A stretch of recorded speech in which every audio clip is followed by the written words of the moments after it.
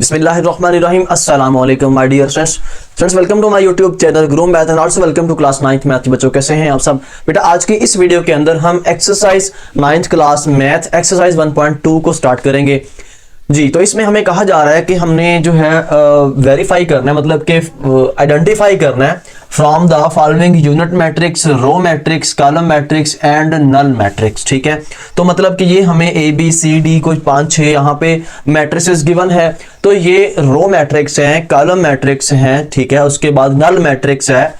ये मतलब कि कौन कौन से कॉलम हैं, तो ये हमने यहाँ पे बताना है।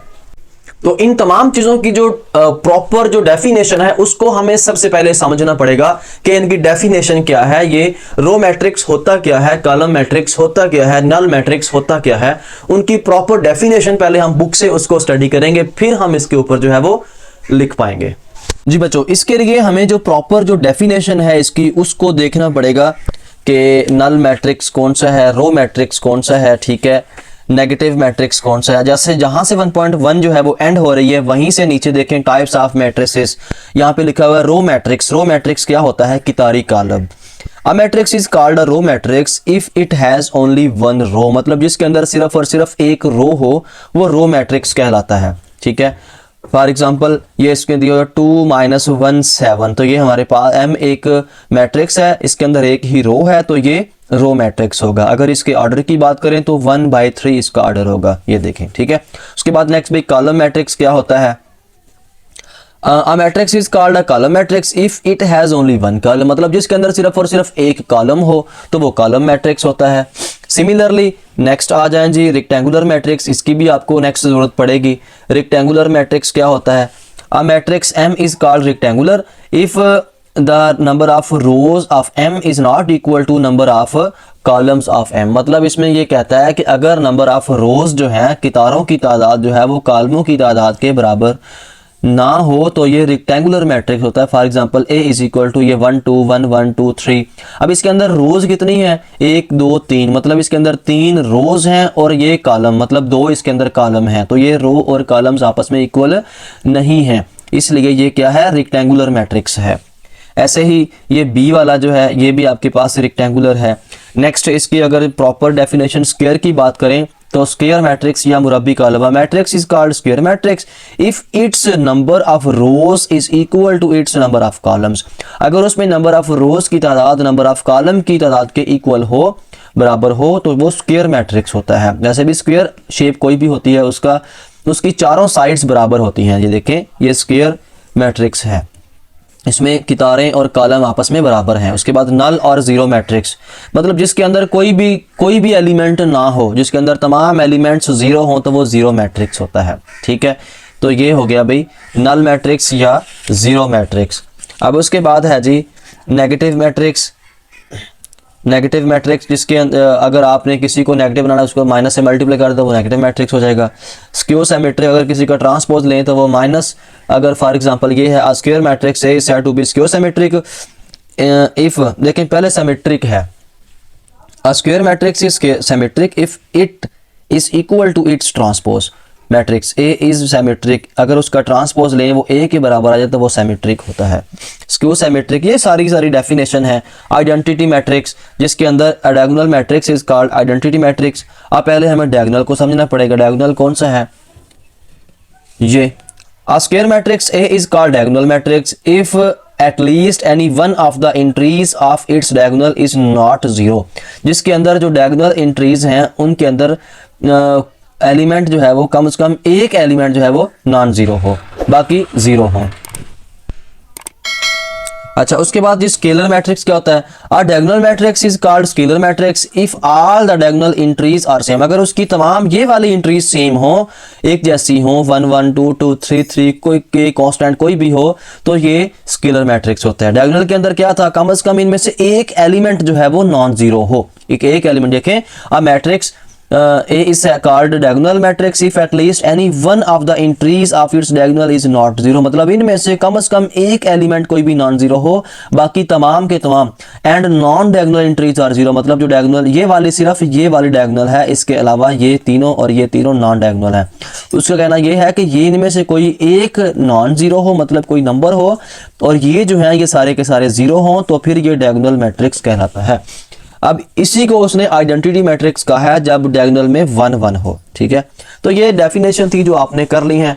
ठीक है, हमने बुक से जो है इनकी तमाम जो डेफिनेशन थी उनको विद एग्जांपल उनको हमने अच्छे से डिटेल से उसको आपने अंडरस्टैंड कर लिया है। अब हम यहाँ पे इजीली बता सकते हैं कि ये कौन सा मैट्रिक्स है। ठीक है, ये हमारे पास एक नल मैट्रिक्स है, मतलब कि जीरो सिफरी कॉलम है। ठीक है, तो मैं इसको यहाँ पे लिख देता हूँ, नल मैट्रिक्स है।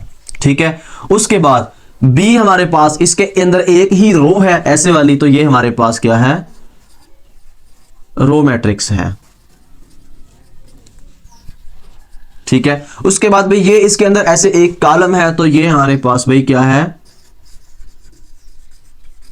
कॉलम मैट्रिक्स है। ठीक हो गया। उसके बाद ये डी हमारे पास देखें, ये हमारे पास एक यूनिटी मैट्रिक्स है या आइडेंटिटी मैट्रिक्स है, जिसके अंदर ऐसे 1 1 होता है, 1 0 0 1। तो ये आपके पास आइडेंटिटी मैट्रिक्स या यूनिट मैट्रिक्स है। ये हमारे पास भाई यूनिट मैट्रिक्स। ठीक है, सिमिलरली ये जो है ये आपके पास जीरो मैट्रिक्स है या नल मैट्रिक्स है। ठीक है, इसी तरह एफ जो है ये भी आपके पास कॉलम मैट्रिक्स होगा, कॉलम मैट्रिक्स होगा। ठीक है, तो इस तरह जो है फर्स्ट क्वेश्चन आपका कंप्लीट हो गया। तो ऐसे ही बेटा हम नेक्स्ट मूव ऑन करेंगे इसके क्वेश्चन नंबर 2 की तरफ। तो ऐसे ही नेक्स्ट मेरे पास क्वेश्चन है, क्वेश्चन नंबर 2 है।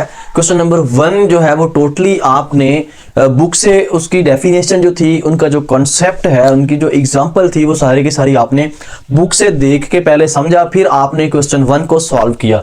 तो उन्हीं के साथ हमने row matrix, column matrix, square matrix, rectangular matrix, identity matrix, ये सारी की सारी चीजें मतलब पहले हमने देख चुके हैं। वहां से आप अपने पास बुक रखें, फिर भी आप इजीली यहां से देख लें। कहता है कि from the following matrices identify square matrix, rectangular matrix, row matrix, column matrix, identity and null matrix. इनमें से आपने बताना है कि कौन सा स्क्वायर है, कौन सा रेक्टेंगुलर है, कौन सा नल है, कौन सा रो मैट्रिक्स है। ठीक है, तो जैसे मेरे पास फर्स्ट ही है, फर्स्ट में देखें। अब इसमें ये आपको कौन सा लग रहा है, ये स्क्वायर मैट्रिक्स तो नहीं है, क्योंकि स्क्वायर मैट्रिक्स के अंदर number of rows and number of columns are equal. Rectangular matrix की डेफिनेशन जरा ध्यान में लेके आए, तो वो ये थी कि if the number of rows are not equal to the number of columns. इसमें नंबर ऑफ रोज हमारे पास 2 है और कॉलम्स जो है वो 3 है, तो ये हमारे पास होगा rectangular matrix, rectangular matrix. Similarly आप सेकंड वाला देखें, इसमें देखें ये रो कॉलम है, रो मैट्रिक्स है या कॉलम मैट्रिक्स है। ये हमारे पास बेटा कॉलम मैट्रिक्स है, उसकी डेफिनेशन ये थी a matrix in which only 1 column. तो ये हमारे पास भाई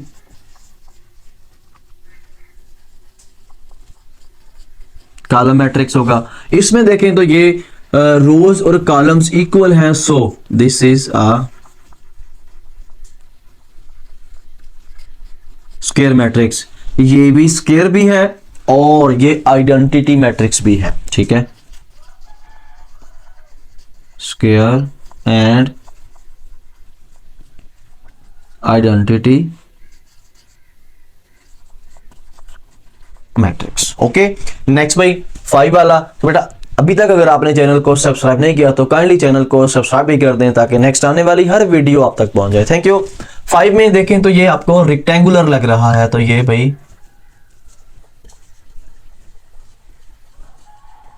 रेक्टेंगुलर, ये वाला आपके पास एक ही रो आपको नजर आ रही है, so this is row matrix.